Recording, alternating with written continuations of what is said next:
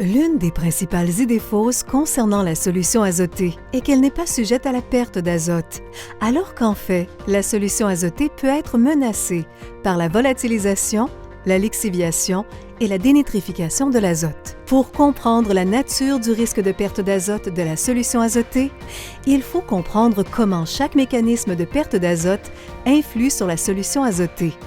Passons en revue chaque forme de perte d'azote, en commençant par la volatilisation et les idées fausses associées. La volatilisation est la perte d'azote dans l'atmosphère sous forme de gaz ammoniaque. 75% de l'azote total présent dans la solution azotée risque d'être perdu par volatilisation. Alors qu'il n'y a pas de risque de volatilisation pour la partie nitrate, la partie urée, qui représente 50% de la fraction d'azote présente dans la solution azotée, peut présenter un risque, de même que les 25% d'ammonium. La volatilisation de l'ammoniac se produit lorsque l'ammonium se transforme en gaz ammoniaque sur ou près de la surface du sol.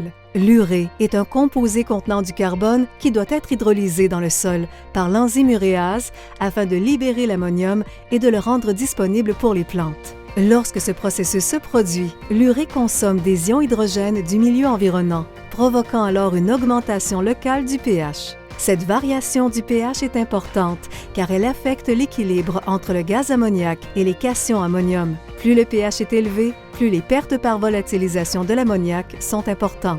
Comme les 50% d'urée sont hydrolysés, la modification du pH qui en résulte entraîne également un risque de perte pour les 25% d'ammonium. Par conséquent, jusqu'à 75% de l'azote dans la solution devient à risque. La solution azotée appliquée en surface ou incorporée à faible profondeur est la plus à risque. D'autres facteurs de risque de volatilisation sont des températures élevées de l'air, une quantité importante de résidus, un pH du sol élevé et une forte humidité du sol.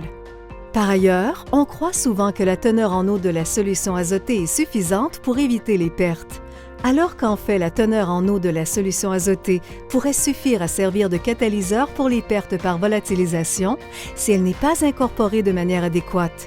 Par exemple, si la solution azotée est épandue à raison de 561 litres par hectare, ce qui équivaut à 0,46 mm de pluie, la teneur en eau de la solution azotée équivaut à seulement 0,015 mm de pluie. Donc, qu'est-ce que cela représente en perte par volatilisation? Ces niveaux d'humidité ne sont tout simplement pas suffisants pour incorporer la solution azotée et éliminer le risque de perte par volatilisation. Les recherches montrent que l'urée doit être incorporée de manière adéquate par plus de 12,7 mm de pluie ou d'irrigation, ou à une profondeur de plus de 51 mm dans le sol par incorporation mécanique. Pour contribuer à atténuer le risque de perte par volatilisation dans la solution azotée, un producteur doit tenir compte des 4 R de la gestion des nutriments. Concevoir un programme de gestion de l'azote autour des 4 R peut inclure l'utilisation d'un inhibiteur d'uréase, tel que le stabilisateur d'azote Envol, conçu pour prévenir les pertes dues à la volatilisation de l'ammoniac. Intéressons-nous maintenant au lessivage et à la dénitrification et expliquons pourquoi 100% de la fraction d'azote dans la solution azotée risque d'être perdue par le biais de ces mécanismes. Le risque de perte par lixiviation et dénitrification se produit lorsque l'ammonium subit le processus de nitrification. À des températures élevées, l'ammonium peut se nitrifier en 1 ou 2 semaines seulement, alors qu'il faut plusieurs semaines à des températures plus fraîches pour qu'il se nitrifie. En raison du processus de nitrification, l'ammonium se transforme en nitrate.